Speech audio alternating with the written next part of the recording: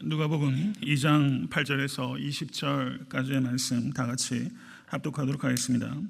그 지경에 목자들이 밖에서 밤에 자기 양떼를 지키더니 주의 사자가 곁에 서고 주의 영광이 저희를 두루 비추매 크게 무서워하는지라. 천사가 이르되 무서워 말라. 보라, 내가 온 백성에게 미칠 큰 기쁨의 좋은 소식을 너희에게 전하노라. 오늘날 다윗의 동네에 너희를 위하여 구주가 나셨으니 곧 그리스도 주시니라. 너희가 가서 강보에 쌓여 구유에 누인 아기를 부리니 이것이 너희에게 표적이니라 하더니 호련히 허다한 천군이 그 천사와 함께 있어 하나님을 찬송하여 가로되 지극히 높은 곳에서는 하나님께 영광이요 땅에서는 기뻐하심을 입은 사람들 중에 평화로다 하니라.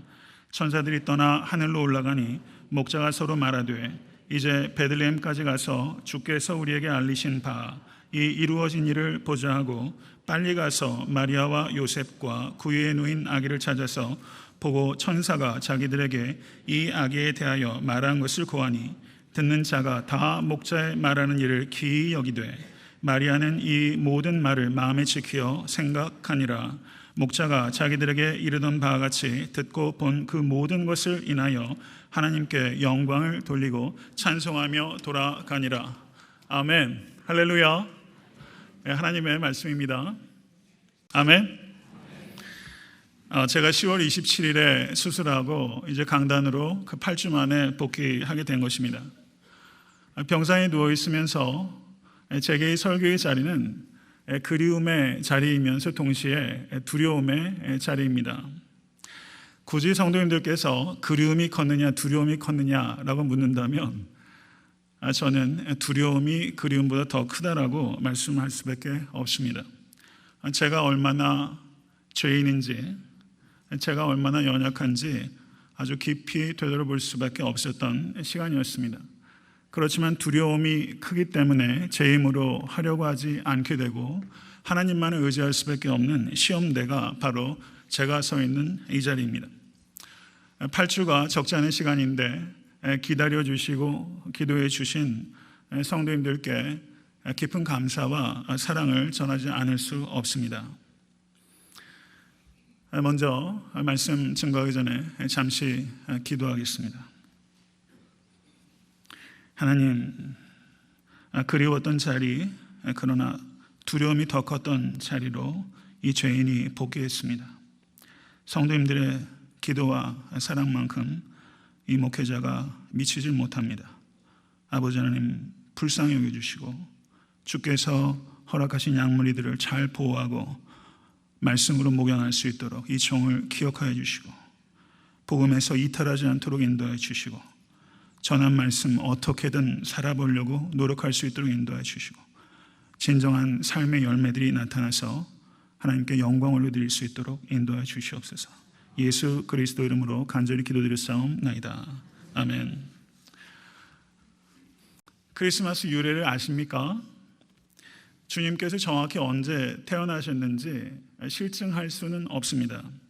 무엇보다 성경이 예수께서 탄생하셨다는 것을 기록하고 있지만 탄생하신 날짜를 기록하고 있지 않기 때문입니다. 그리고 1세기와 2세기의 교부들도 예수께서 언제 정확하게 태어나셨는지에 대한 언급을 일절하고 있지 않습니다. 최초로 예수님의 탄생 날짜에 대한 언급은 2세기 중엽에 알렉산드리아의 교부였던 클레멘트가 처음으로 이야기를 했고 그리고 그 후 336년경에 로마 제국에서 처음으로 12월 25일을 예수의 탄생일로 기념하기 시작했던 것으로 알려지고 있습니다. 그런데 원래 이 12월 25일은 한 해 중에서 해가 가장 짧아지는 동지와 매우 밀접하게 가까운 시기에 있어서 이제 가장 어두운 시간이 밀려가고 빛이 가득 차지는 그 전환점에 태양신을 섬기기 위한 이방인들의 이교도들의 축제가 바로 12월 25일이었습니다. 그런데 로마 제국에서 바로 그 이교도의 태양신 축제를 했던 그날에 예수 그리스도의 탄생을 기념하는 절기를 지키기 시작한 것은 기독교 문화가 이 세상 문화를 점령했다는 중요한 표지였습니다. 그런데 지금 우리가 살고 있는 이 시대는 어떠합니까? 오히려 역전이 돼서 세상 문화가 그리스도의 탄생을 기념하는 이 크리스마스를 점령하고 있는 실정입니다. 술의 신인 바카스와 돈의 신인 맘몬이 이 크리스마스를 점령하고 있는 실태인 것입니다. 사랑하는 성도 여러분, 크리스마스가 온전한 의미를 되찾기 위해서는 그리스도인들이 크리스마스의 그리스도를 지켜야 합니다.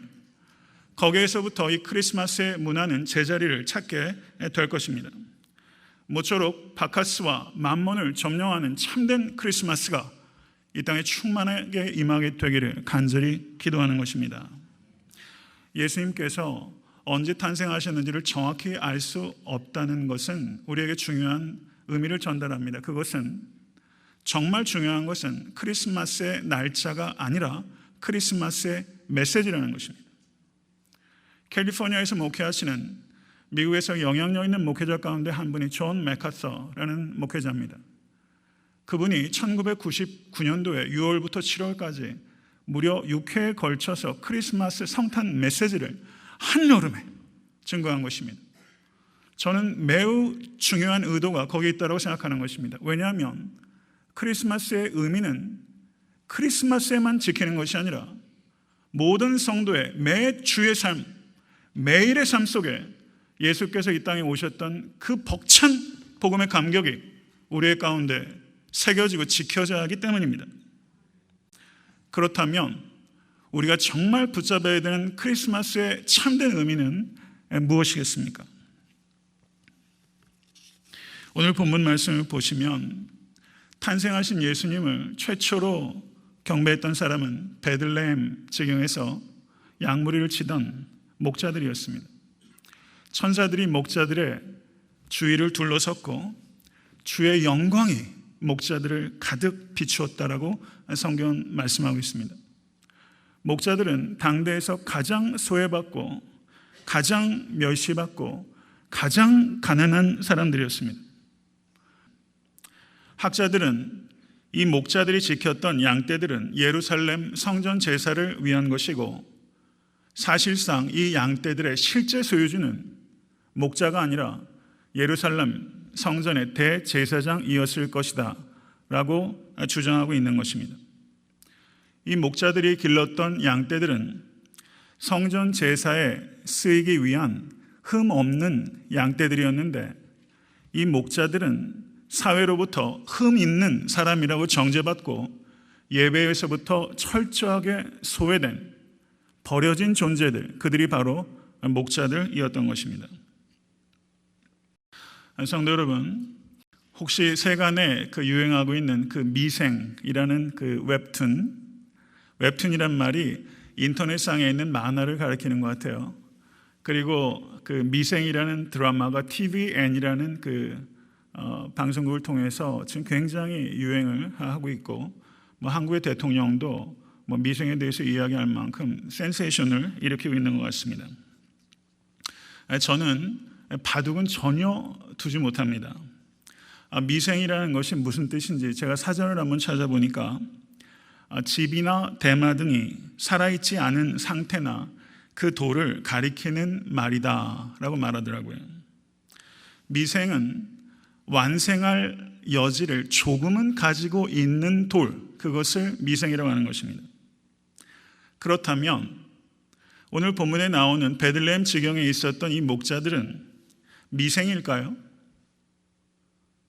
저는 이 목자들은 그나마 완생할 여지를 가지고 있던 미생조차도 안 되는 사람, 바둑으로 말하면 사석, 죽은 돌, 아무 소망이 없이 이미 죽은 돌, 그들이 바로 베들레헴 지경에 있던 목자들이었습니다. 예수님께서 산돌이심을 믿으십니까?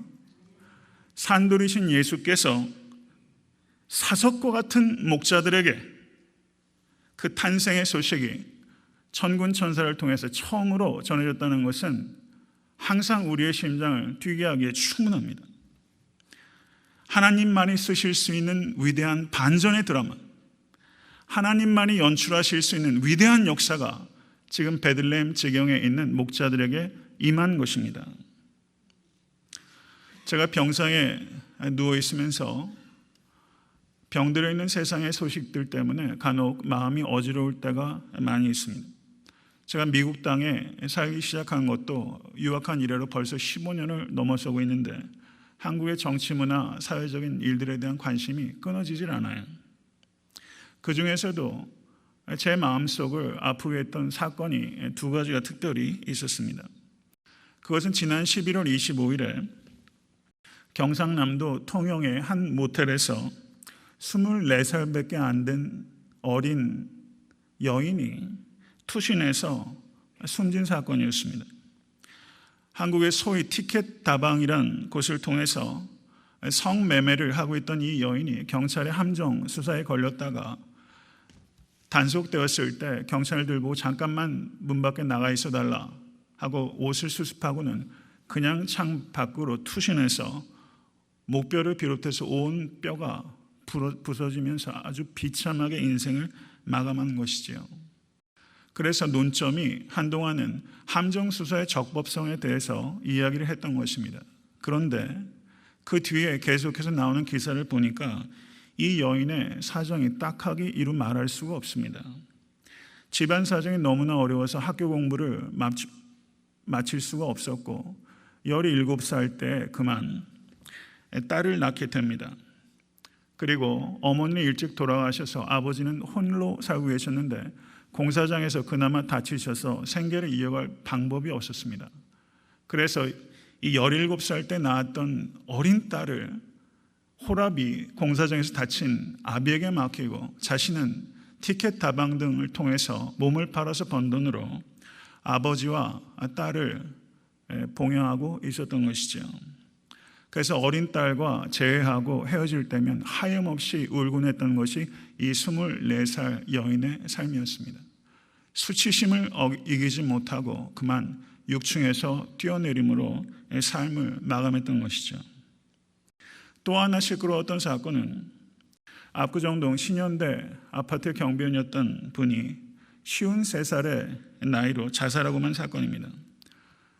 여러 가지 이야기들이 있지만 그 후에 장례식이 끝난 후에 신현대 아파트 입주자 대표회의가 결정한 것은 신현대 아파트의 용역 업체에 있는 모든 경비원들을 모두 해고해 버린다는 사실이었습니다. 신현대 아파트에는 약 20% 정도의 기독교인과 캐톨릭 교인이 살고 있는 것으로 집계되고 있습니다. 신현대 아파트 바로 옆에는 현대고등학교가 있고 길만 건너면 압구정 성당, 바로 옆에 인접해서 광림교회, 세정거장만 가게 되면 한국의 소망교회, 조금만 더 가게 되면 사랑의 교회 등등 말할 수 없는 한국의 가장 대표적인 큰 대형 교회들이 운집해 있는 곳이 바로 신현대 아파트입니다. 왜 교회는 약자들을 보호하기는커녕 약자들을 응원하지 못하는 것입니까?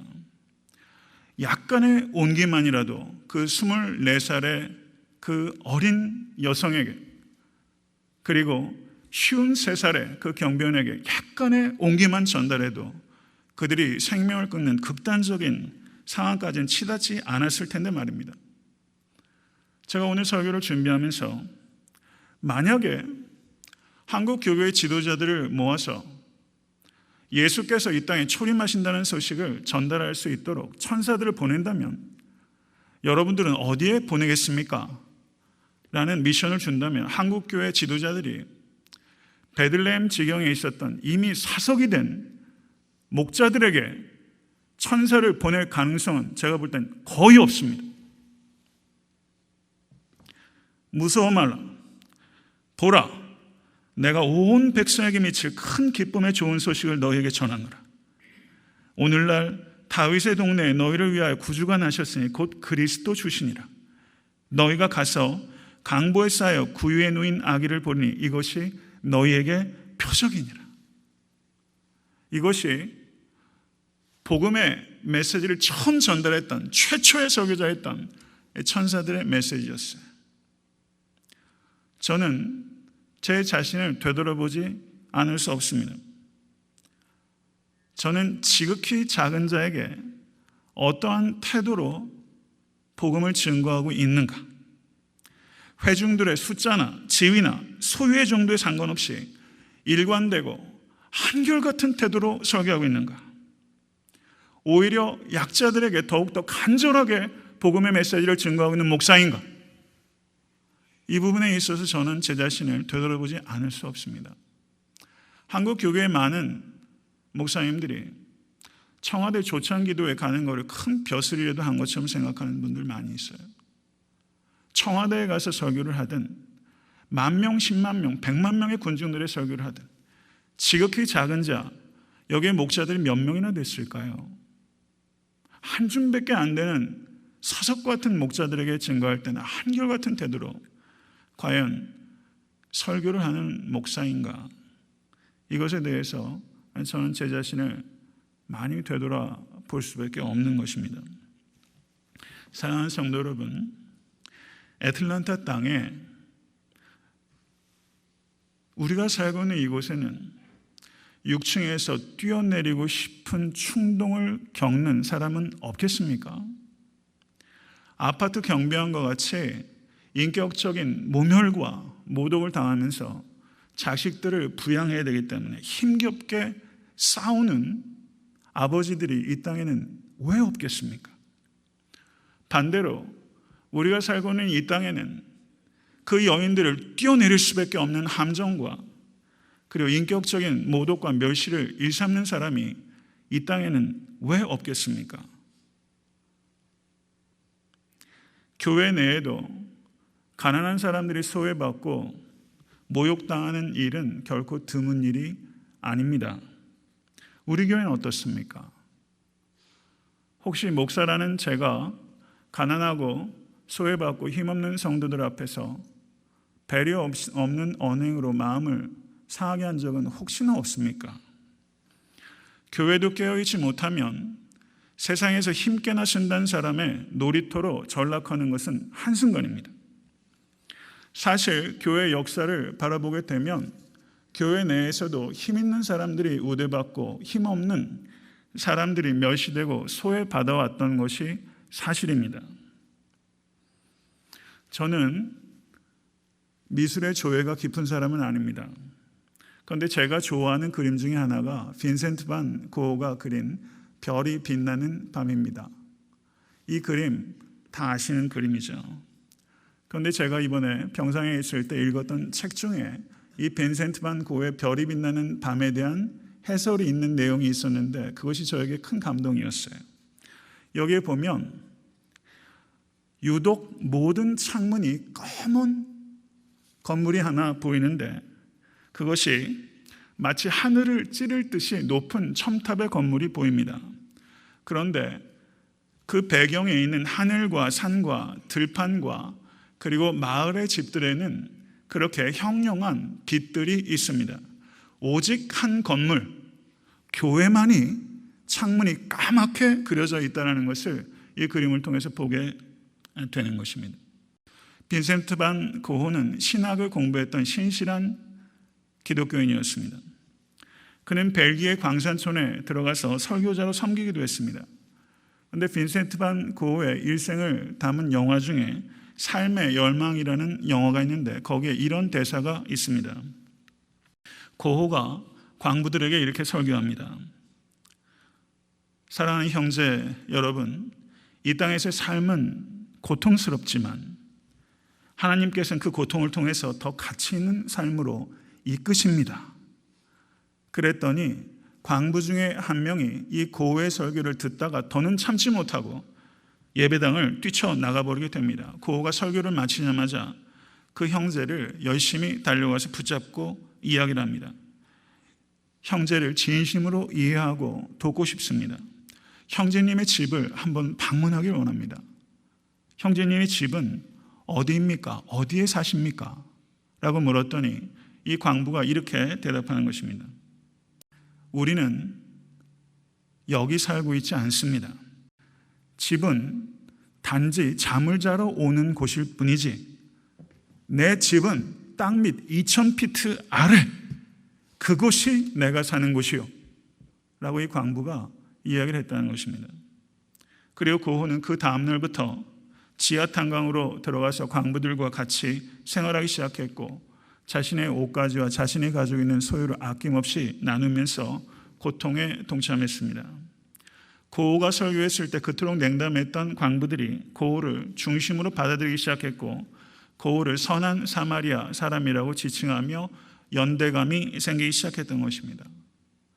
그런데 상급 감독기관에서 감독을 파견해서 고호의 목회를 보고 있었는데 고호의 몰골이 너무나 흉했기 때문에 그들이 말하기를 영적 리더가 이렇게 가난하고 더러워서는 교회의 품격을 떨어뜨린다라고 결론을 내렸고 고호에게서 설교권을 박탈해버렸습니다. 목회자가 너무 가난하고 더럽기 때문에 교회의 품격을 떨어뜨린다. 한국에서 목사가 온갖 성적 추행을 일삼았는데 평양노회가 그 사람을 아직도 면직시키지 못해요. 도대체 어떻게 되는 건지 알 수가 없습니다. 서울대학교의 유명한 교수도 성추행에서 면직되고 그리고 세상에서 힘께나 쓴다는 검찰 지검장도 성추행 때문에 옷을 벗는데 교회의 목사는 성추행을 일삼아도 평양노회가 그를 감싸고 면직시키지 못해요. 사랑하는 성도 여러분, 고호가 설교권을 빼앗겼는데 고용주들의 착취에 시달리는 노동자들을 진심으로 고호가 공감했고 교단으로부터 면직된 후에도 아무 보수를 받지 않고 그들과 함께 했어요. 그리고 고호가 그때부터 목탄화를 그리기 시작했습니다. 그리고 그로부터 2년 뒤에 본격적으로 화가의 길로 접어들게 된 거예요. 고호는 마음의 영적인 갈급함을 느낄 때마다 교회에 가지 않고 들판에 나갔고 별들을 바라보았습니다. 그리고 교회에 대한 아픔과 절망을 저렇게 아무런 빛도 비치지 않는 하늘을 찌를 듯한 첨탑을 그림으로 인해서 그 시대의 아픔을 고호는 절절하게 표현했던 것입니다. 베들레헴 지경의 목자들은 예루살렘 성전에 양들을 공급하면서 예루살렘 성전으로부터는 철저하게 소외된 사람이었습니다. 이들에게 예루살렘 성전은 전혀 빛이 보이지 않는 어두컴컴한 하늘을 찌를 듯한 첨탑에 불과한 것입니다. 베들레헴 지경에 있었던 이 목자들은 또 다른 고호들입니다.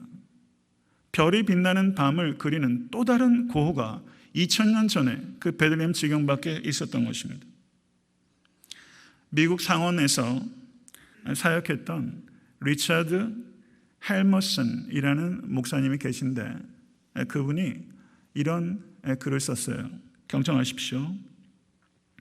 처음에 교회는 살아계신 그리스도를 중심에 둔 사람들의 모임이었다. 그러나 교회는 그리스로 이동하여 철학이 되고 로마로 가서는 제도가 되고 유럽에 가서는 문화가 되었고 그리고 마침내 미국에 와서는 기업이 되었다. 그런데 한국에 기독교 윤리 실천 운동을 앞장서 계신 한 목회자 박덕훈 목사라는 분이 자신의 책에 뭐라고 말하냐면 교회는 한국에 와서는 대기업이 되었다 라고 적었어요. 이러한 리처드 헬머슨이라는 목회자와 박덕훈 목사님이 하는 말들은 교회사를 지나치게 단순하게 요약한 감이 있지만 결코 왜곡한 것이라고 보기는 어렵습니다. 전 세계에서 가장 큰 대형 교회들이 1위부터 5위까지가 여전히 한국에 있습니다. 한국 교계의 문제는 대형 교회를 꿈꾼다는 사실입니다. 대형 교회는 2,000명 이상의 교회를 일반적으로 대형 교회로 하는데 대형 교회는 아주 소수죠. 그렇지만 나머지 모든 교회들도 대형 교회를 되고 싶어 한다는 점에서 한국 교회는 대형 교회란 블랙홀에 빠져들고 있는 것입니다. 대기업이 된 교회는 베들레헴 지경에 있었던 사석과 같은 목자들의 영혼에 결코 빛을 비추기 어렵습니다. 사랑하는 성도 여러분, 저희 교회에서 이번에 15개 목장에게 이제 500불씩 지원하고 약자들, 미생 같은 사람들, 사석과 같은 사람을 섬기도록 하시라고 그런 미션을 드렸어요. 이것은 사회적 약자에 대한 무관심과 냉담함을 어떻게 해서든지 조금 극복해 보고자 하는 씨름이에요. 그것이 가장 좋은 방편인지는 모르겠어요. 그렇지만 뭐래도 해야겠길래 그렇게 한번 시도를 해본 겁니다. 교회 차원에서 2014년도에 약자들에 대해서 돌보려고 힘을 썼지만 성도 개개인이 내 주변을 조금 더 돌아보셨으면 하는 바람에서 그와 같은 일들을 저희들이 생각한 것입니다. 이번 오는 크리스마스 날 12월 25일에는 성도 여러분 혹시 기억하세요? 제가 작년 성탄에 설교하면서 성도님들 1년에 주중에 구제원금들 들으신 성도들 많이 계시겠지만 매주 약자를 잊지 않는다는 차원에서 크리스마스 당일날은 우리가 52불을 구제원금으로 드리십시다. 제가 그렇게 설교했던 거 기억나십니까? 한 주에 1불씩만 아껴서 52불만. 우리가 한 사람 한 사람이 가난한 자나 부자나 상관없이 약자도 가난한 자도 가난한 자를 구제해야 될 의무로부터 면제받지 못하는 것입니다. 이번 크리스마스 때 우리가 드려진 그 예물로 우리는 과테말라에서 한국 남성들과 과테말라 여인들 사이에서 나왔다가 버려진 고아들 10여 명의 고아들, 사랑의 집에 있는 그 고아들, 작년에 저희가 선교 왔을 때, 올해 선교 왔을 때 만났던 그 아이들, 저들이 양육비로 이번에 저희가 쓰고자 합니다. 그렇지만 여기서 여러분과 제가 깊이 생각해야 될 것이 하나가 있어요. 우리가 아무리 힘써 구제하고 봉사한다고 해도 구제하고 봉사하는 것 자체가 곧 그 교회가 건강하다는 것을 의미하는 것은 아닙니다. 왜냐하면 소위 대기업 같은 교회들도 구제하고 봉사를 많이 해요.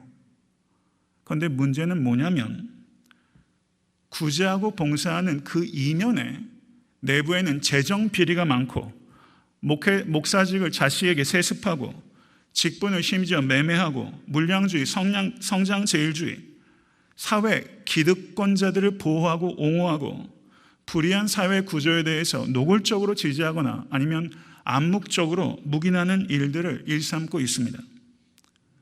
교회의 구제와 봉사가 필수적임에도 불구하고 그것이 본질적인 부패를 감싸는 은박지와 같이 쓰일 수 있다라는 것을 우리는 항상 경계해야 됩니다. 저는 애타한테 섬기는 교회가 버겁도록 구제하고 섬겨하는 교회가 되기를 간절히 소원합니다. 그렇지만 우리가 선한 일을 할 때에도 우리가 선한 일을 했다라는 생각조차 버릴 수 있게 간절히 바랍니다. 그것은 우리가 마땅히 해야 될 바이기 때문입니다.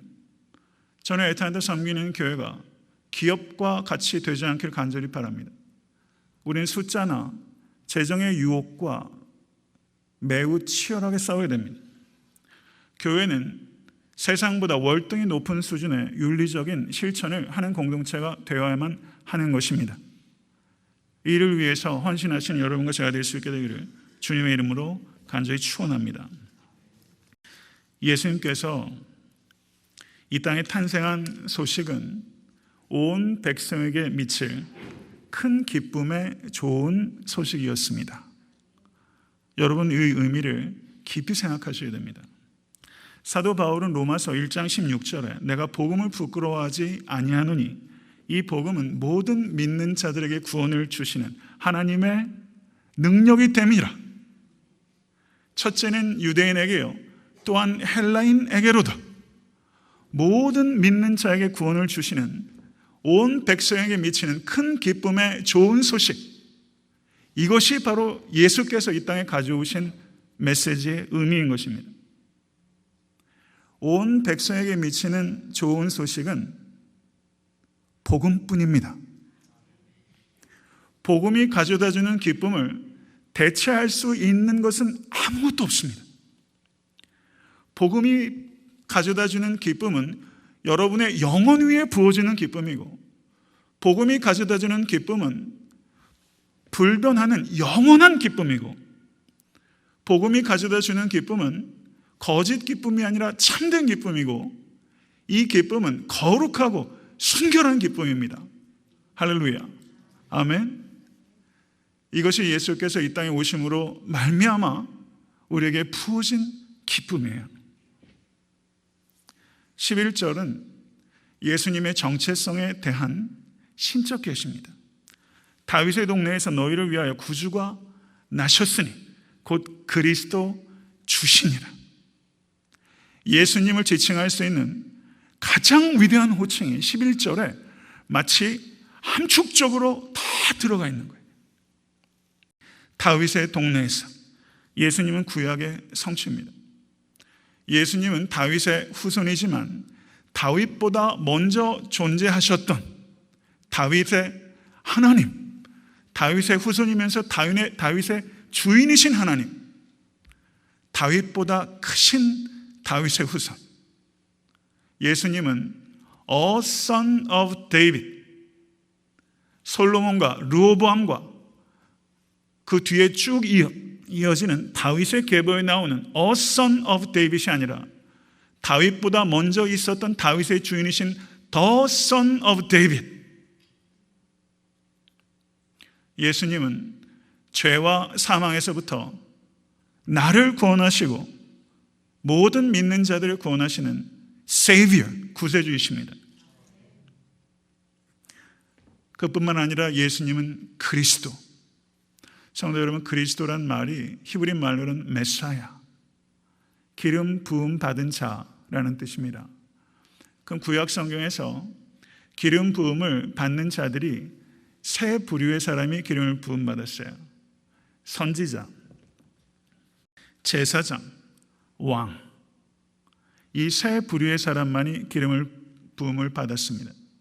예수님은 복음을 증거하시는 모세와 같은 선지자이셨고 멜기세덱의 반차를 따르는 대제사장이셨고 이 세상 나라가 아니라 영원 무궁토록 존재하는 하나님 나라를 다스리는 왕, 예수님만이 이 세 가지 직분을 통합시키는 메시아, 선지자요, 대제사장이요, 왕이신 분, 예수는 그리스도이십니다.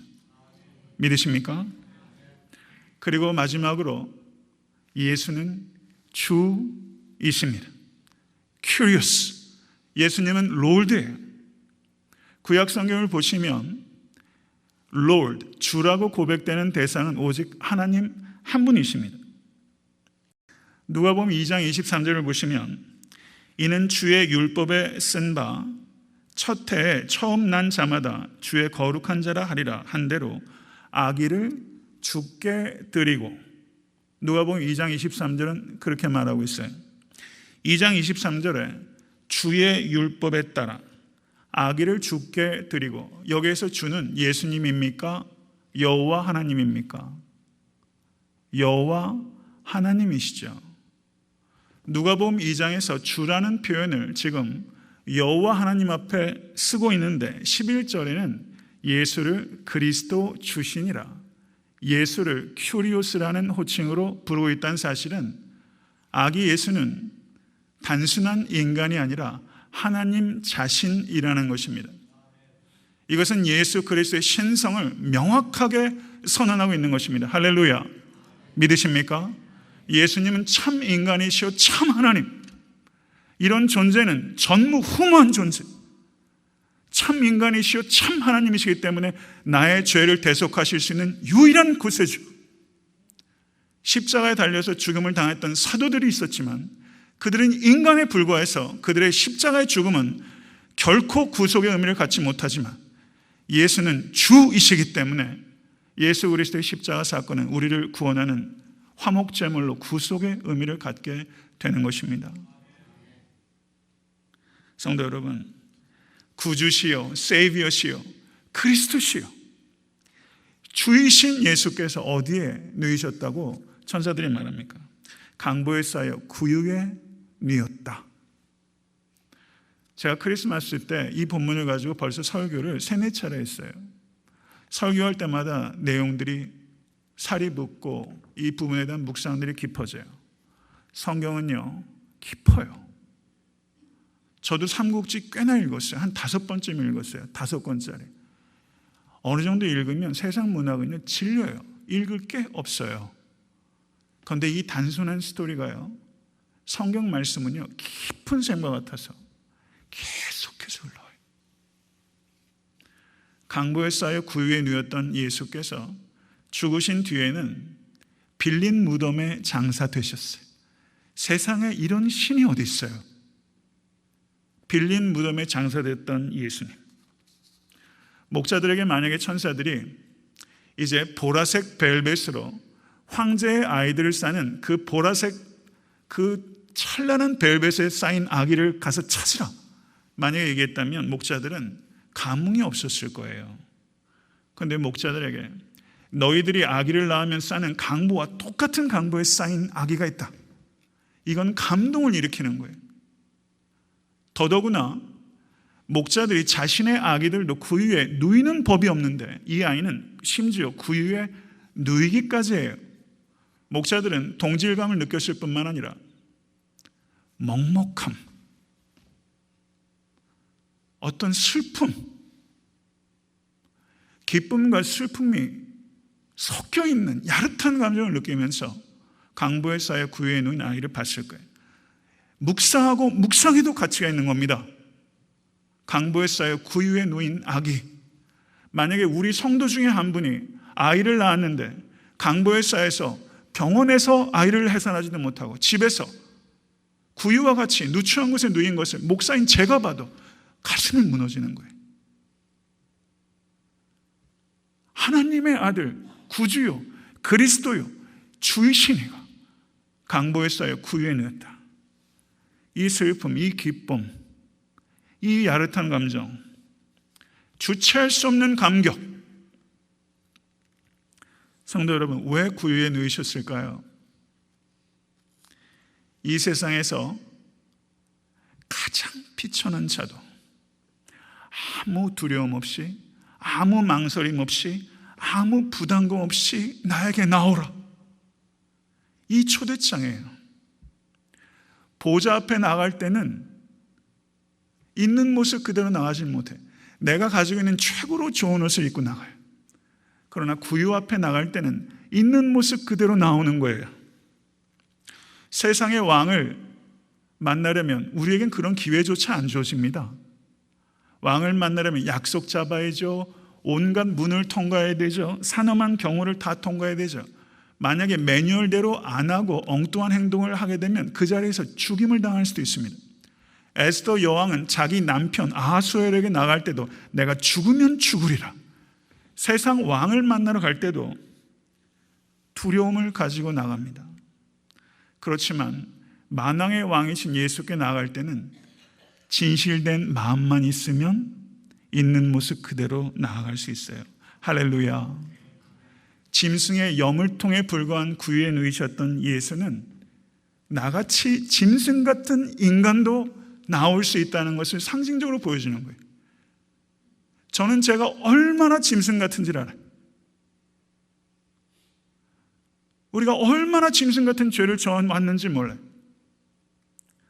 짐승 같은 나도 아무 망설임 없이, 아무 꺼리낌 없이, 아무 부담 없이 나오도록 하기 위해서 구유에 누이신 이 상징. 한국 사회에서 꼴랑이라는 천박한 말 쓰는 거 이해하십시오. 꼴랑 재벌 2세. 꼴랑 재벌 2세도 사람들을 무릎 꿇리는데 요한복음 13장에서 만왕의 왕이신 예수님은 사람 앞에 무릎을 꿇는 왕입니다.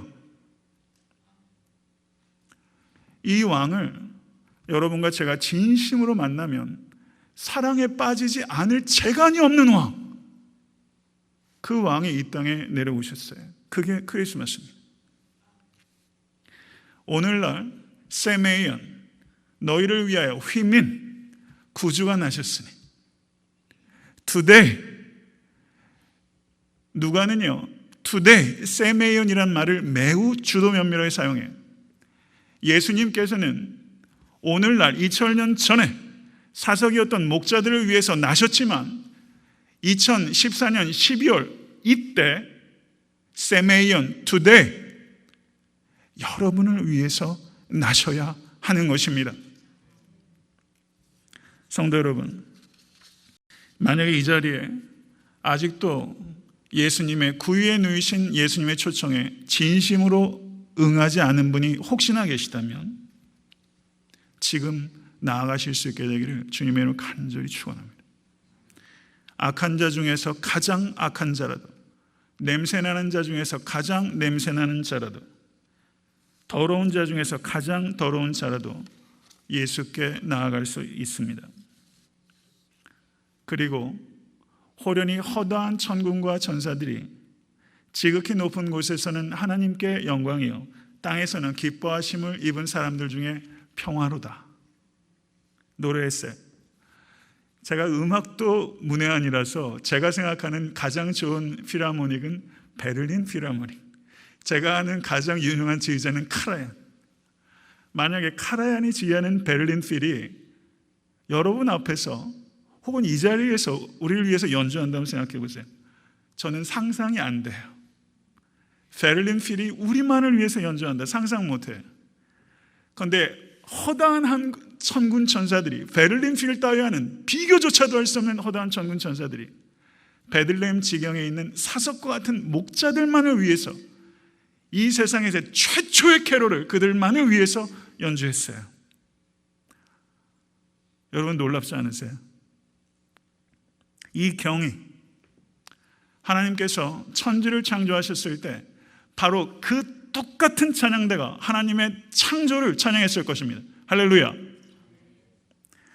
그런데 예수 그리스도께서 이 땅에 오신 사건은 천지 창조의 역사를 뛰어넘는 사건,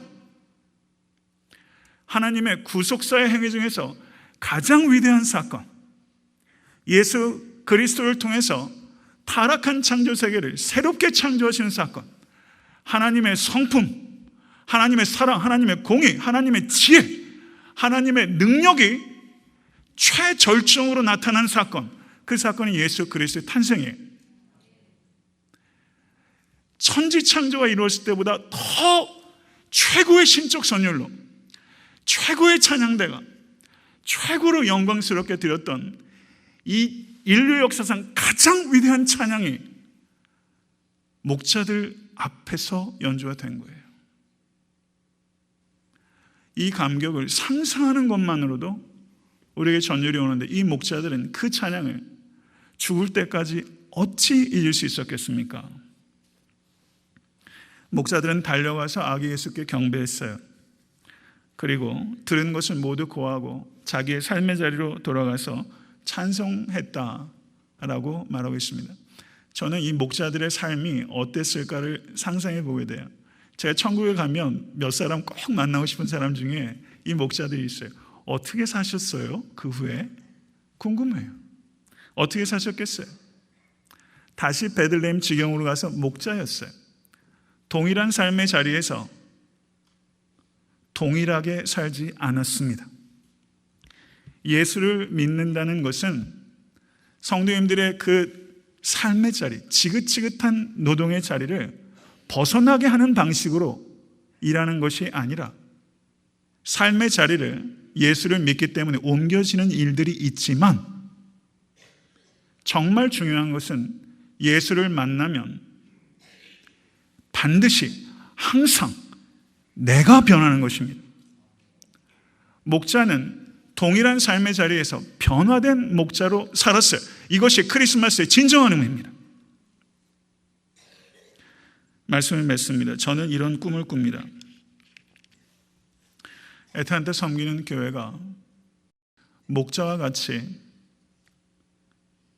버려진 영혼들을 위해서 천사와 같은 사람들을 보내서 복음을 증거하고 그들만을 위해서 최고의 노래를 불러줄 수 있는 교회가 된다면, 목자와 같은 사람이 달리고 살아나고 찬송하고 삶의 변화를 받아요. 그러면 이 목자 같은 사람은 또 어떻게 할까요? 또 다른 사적과 같은 사람을 위해서 천사와 같이 달려가서 복음을 증거하고 하나님께 영광을 돌려요. 이건 놀라운 생명의 도미노입니다. 성도 여러분, 크리스마스 때까지 며칠이 남았어요.